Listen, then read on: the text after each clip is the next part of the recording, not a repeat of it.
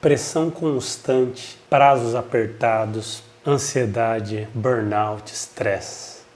Como é que a gente lida com isso no ambiente de trabalho, desenvolvimento de software? Como é que, na verdade, a gente supera isso, né? Porque isso não é bom, isso destrói carreiras, destrói pessoas, isso é muito grave, muito sério. Tem uma notícia ruim e outra boa. Ruim vai mais para aqueles que estão chegando na área de desenvolvimento de software. Eu preciso ser sincero aqui.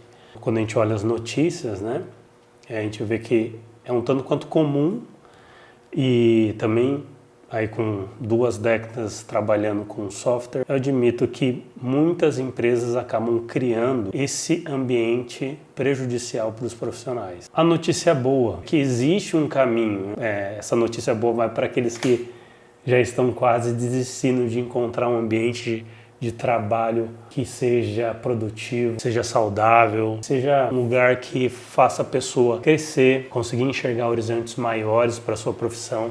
Eu já passei pelos 2 lados, né? Empresas que não foram tão legais, empresas que eu agradeço a Deus até hoje por ter a oportunidade de ter vivido ali experiências positivas, encontrado pessoas maravilhosas, pessoas excepcionais. Então, realmente, existe um caminho. Eu garanto isso, existe um caminho. Vou falar aqui sobre 3 atitudes que eu tenho tentado colocar em prática na minha carreira para me defender dessas ciladas, essas enroscadas que a gente encontra no mundo do desenvolvimento de software. A primeira delas é fugir dessa cultura do conhecimento descartável. Eu já falei disso aqui antes.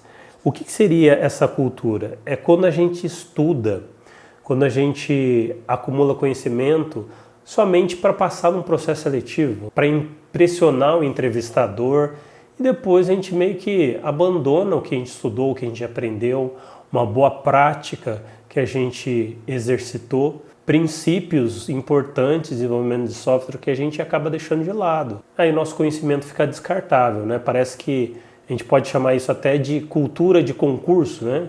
Como eu falei, a gente estuda e depois aquele conhecimento acabou ficando útil só para passar numa prova. O que a gente precisa entender é que o conhecimento que a gente adquire é como se fosse uma arma para a gente se defender de decisões erradas, de abordagens que vão comprometer a qualidade do desenvolvimento de software e vão comprometer também o nosso trabalho. Toda vez que a gente pega um livro, principalmente quando é um livro de algum clássico do mundo do desenvolvimento de software, um autor que já tem muita experiência no mercado, a gente está ali recebendo um conhecimento de anos de experiência, de uma pessoa que já errou, sofreu a consequência daqueles erros, está nos ensinando a como não cair nos mesmos erros. E quando a gente começa a estudar de uma maneira mais reflexiva, pensando como que a gente pode aplicar aquele conhecimento que a gente está adquirindo, a gente vai ganhando a capacidade de até antever os problemas que acontecerão se a gente não aplicar aquele princípio de desenvolvimento de software,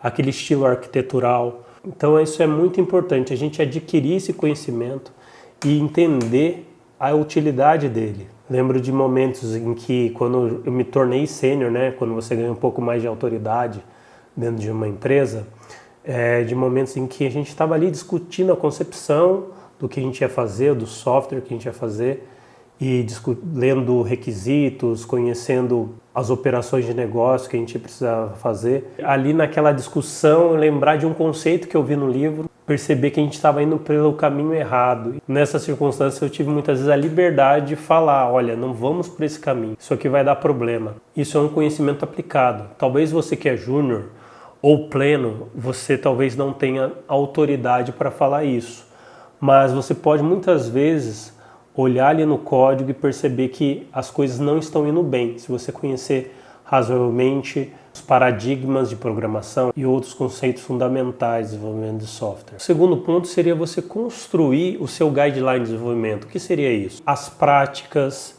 as abordagens, princípios de desenvolvimento de software que fazem mais sentido para você. Você já deve ter percebido que tem uma infinidade de conceitos e aspectos relacionados ao desenvolvimento de software e você não é obrigado a saber tudo isso, né?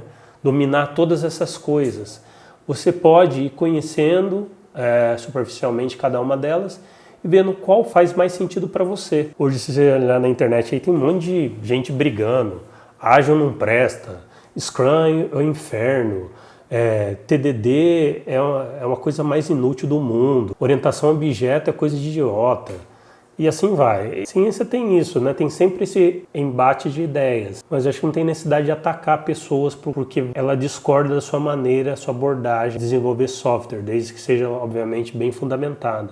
Você tem que saber justificar aquilo que você defende também. Para dar uma visão mais concreta aqui, por exemplo, eu acho fundamental que você tenha uma boa cobertura de testes, né? Você implemente testes automatizados, para mim é uma coisa fundamental. Então é uma coisa que eu tento defender nos projetos que eu trabalho.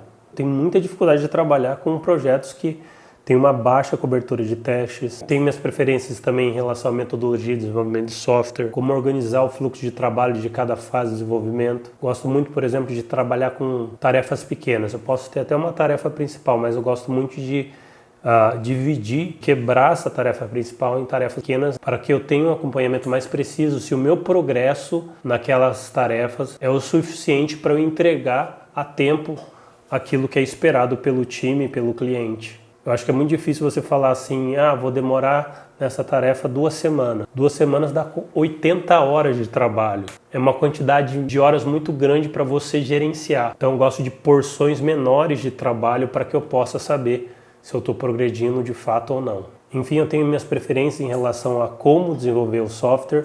Obviamente, isso eu tenho que sempre discutir com o time, com a empresa, para ver se aquilo está em harmonia com o que todo mundo pensa. Resumindo, então, saiba defender, justificar aquilo que você acredita que seja uma melhor abordagem para o desenvolvimento de software, sem cair nos extremismos também de acreditar que existe bala de prata. Eu só desenvolvo software se for em arquitetura de microserviços. Eu só desenvolvo software se for naquela determinada linguagem. Isso fica muito difícil de sustentar quando você tem um time com várias pessoas e cada um pensa de uma forma. E a terceira coisa que eu tenho para falar, na verdade, é um ponto de equilíbrio para as duas anteriores. Você pode adquirir conhecimento de maneira reflexiva, de uma maneira prática e efetiva. Você pode crescer na experiência, no guideline que você definiu para você mesmo, mas isso não faz de você um salvador da pátria, como eu falei. Conforme você ganha conhecimento, você consegue perceber melhor onde você está pisando. Muitas vezes você empregar um determinado conceito de desenvolvimento de software exige muito esforço, exige um desgaste da sua parte muito grande, dependendo da situação que você está. Eu vejo aí uma galera falando que para você refatorar um código, para você adotar uma boa prática, isso é uma decisão meio que autônoma e restrita do desenvolvedor. Ele não precisa ficar reportando que ele vai implementar testes, ele pode fazer isso de uma maneira meio que implícita.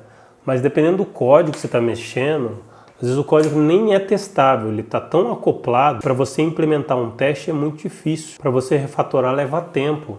Aí que você tem que começar a avaliar. Essa empresa tem uma cultura realmente de excelência em desenvolvimento de software, que muitas daquelas condições negativas que a gente falou, pressão constante, prazo apertado, muitas vezes vem de uma cultura medíocre de desenvolvimento de software. E lutar contra essa cultura, muitas vezes você tem que fazer uma contabilidade aí. Será que você dá conta de enfrentar algo que já está muito estabelecido na empresa? Muitas vezes isso só vai te gerar desgaste. A gente precisa avaliar se existem erros isolados da gestão, se isso é esporádico, se os desenvolvedores, principalmente os desenvolvedores sêniores, meio que já se acomodaram com aquela situação decadente do software, débito técnico só cresce, ninguém faz nada. Numa situação dessa, realmente não é bom você tentar ser o salvador da pátria. Só vai te desgastar. São essas basicamente as atitudes que eu tenho tentado colocar em prática. Se você olhar, quase tudo que eu falei aqui está relacionado com código. Porque realmente o que eu vejo é que código ruim,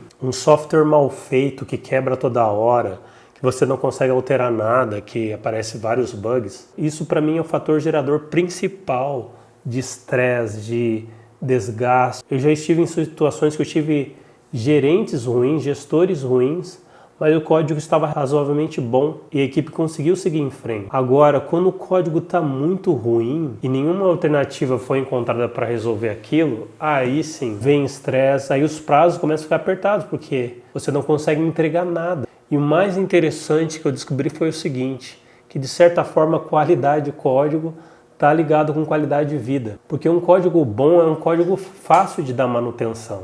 Então eu não preciso ficar fazendo hora extra, às vezes para entregar coisas básicas. Falando de maneira mais pessoal, eu sei que se eu crio um código bom, isso meio que determina, por exemplo, o tempo que eu tenho também para minha vida pessoal, o tempo que eu gasto com a minha família, com as minhas filhas. Então, na minha opinião, não eximindo também os erros de gestão que são muitas vezes graves e causam consequências péssimas na vida do desenvolvedor, microgerenciamento, falta de autonomia dos desenvolvedores, isso tudo é muito ruim. Mas, como eu disse, código razoavelmente bom muitas vezes até atenua os erros de gestão. Essa é a minha experiência. Se você gostou desse vídeo, mais uma vez comenta, curte, compartilha e vamos produzir código bom. Faz bem para a nossa saúde mental.